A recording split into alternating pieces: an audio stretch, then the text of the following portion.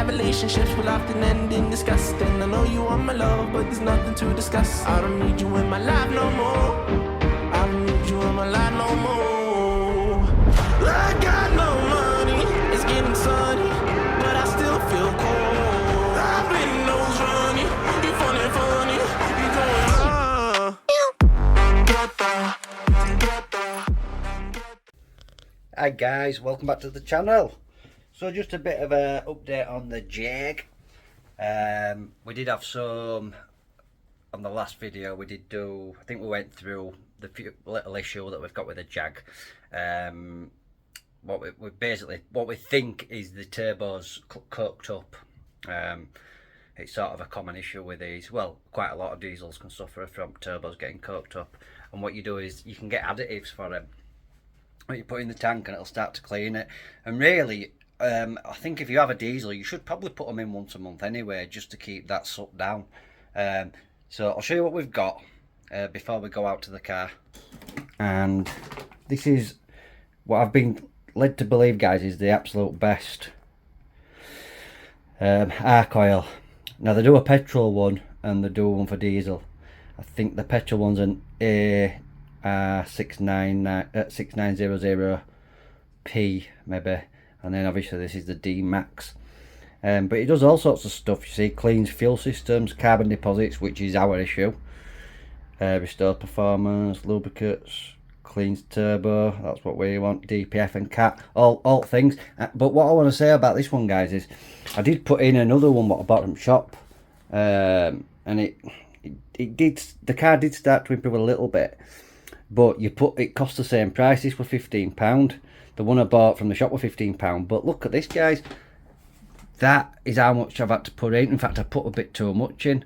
So really, when you think about it, this is a lot cheaper. This is probably 1/6. You're paying the same price, but this will last a lot longer. There's probably 6 times. It'll do 6 times more than what your standard one will, let you know, from Motor Factors. I got this off, I struggled to buy this at, off the shelf. I got this from eBay. Sorry, not eBay, got it from Amazon, and it came the next day.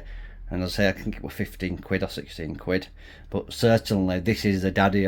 Once I put this in, guys, within probably a couple of journeys, the car's improved vastly. It does still go into limp mode, but not for a good long while. I'm going to take you out in car anyway, and I'll show you what I mean. Yes, guys, so we're back with the X-Type. So I'm just going to take you for a little spin in it, and we'll see if we can get it to go into limp mode again, eh? Come on. So guys, let's take it for a little spin, eh?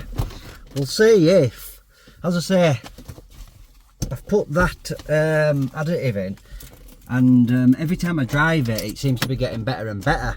But we do always come to the point where it does eventually go into limp mode. I say it's limp mode. It doesn't come up as a limp mode. It comes up as a glow plug issue, and it says gearbox fault, which we know that that's just like a loopholing system. It's common. It's common on Jaguar and Land Rovers for them to come up with gearbox fault when there's no problem with the gearbox. So I thought, go for a little drive and we'll talk about its good points, this car, because it has got many good points. The first good point is it drives absolutely lovely. Don't be wrong, you're not going to get in this. Jaguars have a reputation of previously, historic reputation of being fast cars, and yeah, Jaguars have generally throughout the years been fast cars. I mean, they wouldn't make a diesel and stuff like that, but it wasn't until the X-Type when Jaguar made the first ever estate car and did the first ever diesel. Of course, Jaguar didn't make a diesel then, and Ford owned them at the time, so instead they got a variation of the Ford engine from the Transit van. The first being the 2 litre, and then later on this 2.2, which for those who don't know about Ford and the Transit van, the 2.2, which was developed for the Transit van, for the Ford's larger vehicles, is a commercial engine, and it's widely known as Ford's best ever engine for the Transit. It was the best ever Transit engine that they made with the 2.2. It really is a truly brilliant engine. A lot of time they can go their entire life with the same timing chain on them. They just don't need changing because everything's beefed up with it being a commercial engine. So as you can imagine, being in a Jaguar, it's really not getting any stress. Bearing in mind, Transit vans, the engines in them are designed to be braying around at 3,500–4,000 RPM 5 days a week, you know, being absolutely fraped over and over. So they have to be, you know, durable engines, which it is. The gearbox itself in these 2.2Ds is a 6-speed auto. It's a fantastic gearbox. Even though it does flash up saying gearbox fault, but rest assured there is not a gearbox fault. It's the same gearbox that they put in the Volvo Saabs, or they used to put in the Saabs. What else? BMW Mini. So it's a good gearbox, it can't be disputed.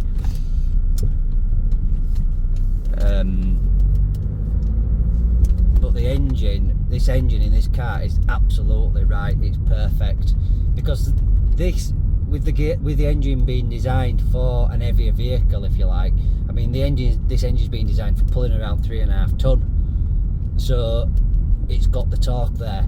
Now, this Jaguar is actually light for it is, but it is heavier than say a Mondeo,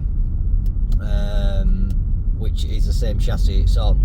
Now, they did put this engine in the Mondeo and they called it the Estate, the ST, sorry, not the Estate, they did put it in the Estate as well, but it was called the ST. They did the ST220, which I've had, and they did the ST Diesel. That's this engine. Now obviously the Mondeo's a much lighter vehicle, and it was quite a nippy car in that. You're not going to get that same characteristic in this car. It is an heavier car and it's not been set up, you know, it hasn't been set up in a boy racerish sort of fashion. It's not that type of car. What it is though is pure absolute luxury, and it drives like you imagine a Jaguar should drive. It will corner nicely. It doesn't. I did anticipate that. I thought, well, it's going to drive nice over bumps, but if you throw it into a corner, it's going to wallow and, you know, want to wash wide and sort of rock over like it's going to tip over like a boat. But no, it doesn't. Yeah, it's not as flat as say you might get from a BMW M Sport, but it's not half bad. And I would much rather have a suspension set up like this, where it rides over speed bumps beautifully, and it not quite corner like a BMW might, but it don't sort of shatter your spine either like a BMW might. Okay, I'm 30, what am I, 37 now, so yeah, you could say I'm getting on. This type of car isn't going to be an attractive proposition to a 19-20-year-old, although it would have been to me at 19 or 20-year-old, because I've always liked bigger cars. I mean, my first ever car were a Renault Laguna, so it's not exactly the typical first car that you'd have, but I've always preferred larger cars. That's just me. I don't know if you could picking it up on the camera. It's gone into limp mode. I don't know if you were picking that up, that noise, that doot doot doot. It's stopped now. It might come back on, but it does that when the gearbox is when it's going to go into limp mode. It does that first. Now I must admit that the car since I've been driving it's taken a good while for it to go into limp mode. It's gone into limp mode fairly quickly today. So I don't know why that is, but I don't know what that noise is, and I'm thinking it could be the arm of the actuator, because it's got gunked up and coked up, and I think it gets sticky. So when the car warms up, it sort of, because the the additive we've put in there is breaking it down. It's breaking it down, so it becomes more liquid, and then it becomes more sticky. Oh, can you hear it, guys? Can you hear that? Oh, it's loving it, isn't it? But I don't know what it is. I'll be honest, I've not investigated.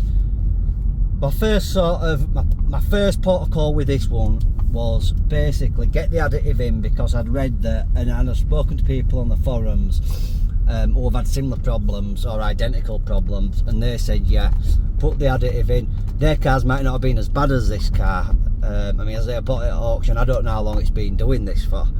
The previous owner maybe just didn't want to look into repairing it or whatever, I don't know, but the issue itself has improved since putting additives in, so it is working, so we are on the right track with it. But my sort of way of sort of fixing this was to get some additive in it for a couple of weeks. I mean, I haven't actually put any fuel in it yet. It came with 3/4 of a tank, and it's got sort of 1/8 of a tank left, so it will need fueling up next week with some nice, which I'm going to put in some good fuel. You know, I'm not going to put in supermarket diesel. I'm going to put in a more expensive diesel, and get some of this, and then obviously get another tank of additive in it, and play it by there. But I think with this car minute, guys, it's just a case of using it and seeing if it'll naturally, with this additive, it'll naturally decoke it. As I say, it does appear to be improving, but then well, I'll just show you. I mean, you probably heard it going into limp mode. Yeah, sorry guys, I turned the camera off and I didn't I turned the camera off and I didn't realise I've just been talking to myself for the last few minutes.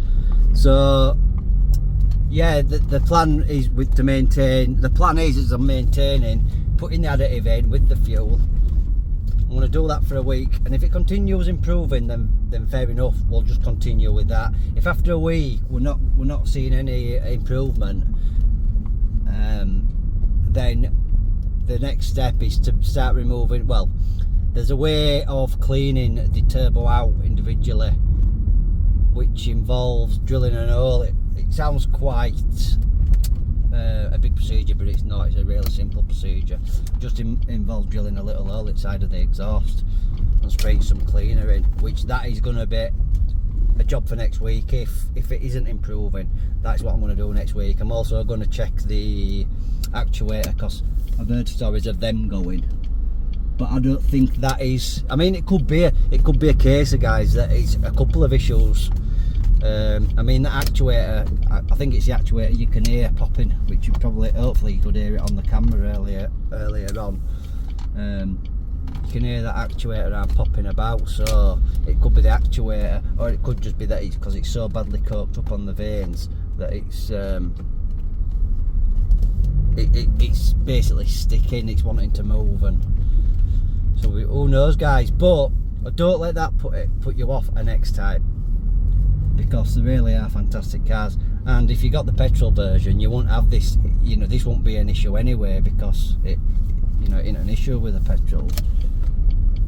And to be honest, it shouldn't really be an issue with this car. It tells me that the car hasn't had any preventive maintenance done. On any diesels on this sort of mileage, 125, 130,000 miles, you need to sort of decarbonising is an important thing on diesels. It really is. The engines in these and the gearboxes, they're pretty much bulletproof. Certainly the engine is, but it's just, you need to keep on top on any diesel of that kind of stuff. So don't take it as a slight on an X-Type, because it isn't, guys. It could happen to any diesel car. Anyway, we're hoping, guys, to have the M3 back on the channel next week, so that's going to be some real good content. So if you're interested in hearing more about this X-Type and the E92 M3, then give us a call, give us a follow, and a like. And guys, I'll catch you on the next one. Thank you.